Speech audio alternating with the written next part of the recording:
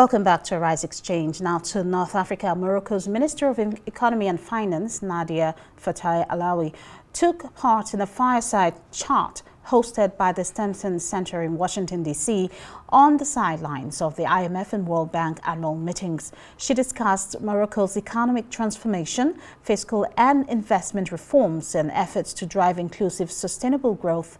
Fatai also highlighted Morocco's strong ties with the IMF, World Bank and global partners, noting the country's growing role in trade, finance and renewable energy across the US, EU and Africa. I think the last 4 years at least were very interesting in terms of headwinds, of multiple crises, and of course Morocco had to manage the spillover of the crisis. But I think one lesson and maybe one recipe that we firmly believe was part of this dynamism and allowed for the recovery of our economy is that we have a long-term vision when it comes to partnerships, to integration in the global value chains. So we definitely are not changing our DNA or telling that trading with the world is not a necessity, is an axiom today, that there is, I would say, when you have, I would say, a good communication, respect, you can have opportunities. So I think this, we are really blessed, and thanks to the leadership of His Majesty, to have this long-term vision, which means that we've been having 50 trade agreements with the world, which is quite an exception, I would say, in the African continent. So we need to be, I would say, very careful in analyzing what's happening, but none of our decision is short-term. When we say that we are open, we want industry, we need to trade, we need ports, it's really for the long term. It doesn't mean that from time to time one market gets narrow, another one might open, and we have competitors coming from all over the world, but we need to keep the pace and the reforms and the openness of Morocco.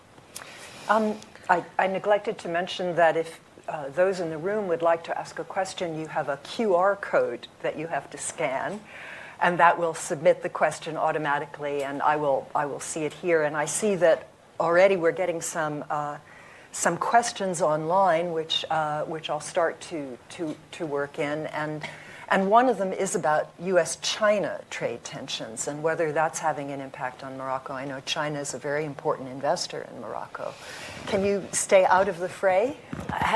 No, we are in the world, and I think what's happening in the world, because we are included in the global value chain, is very important. I think that definitely the trade with the U.S. is much bigger, much important than any trade that we have in China. For the last 5 years, imports from the U.S. have reached $25 billion, more or less. So this partnership is much stronger. Of course, there is this balance between the China and the U.S. that is shaping, I would say, and creating a new conversation worldwide. So we are, I would say, so small, so the influence of Morocco is probably not changing these balances or this, but we are very, I would say, honest in our relationship with the US, saying that we are an anchor of stability. We need our share of development, of modernization of industry. We are loyal to our partners, but we need to create jobs, create value, and we can be a solution, maybe geographical solution, to lease between tours the moment they will finish, hopefully, to discuss how to work together. This is what I can say about this. If you can also talk, I believe that Morocco is subjected to 10% U.S. tariffs, which is relatively low in the scheme of things. Has that been a big problem? Previously, there was a free trade agreement, I believe, under which there were no tariffs. So have you been able to adjust to that, and how has that affected your trade with the U.S., if I may ask? As you mentioned, we are in the lucky group of the 10%, so this is how we see it. And actually, we have much more import from the U.S. than exports. Hopefully, what do you import from the U.S.?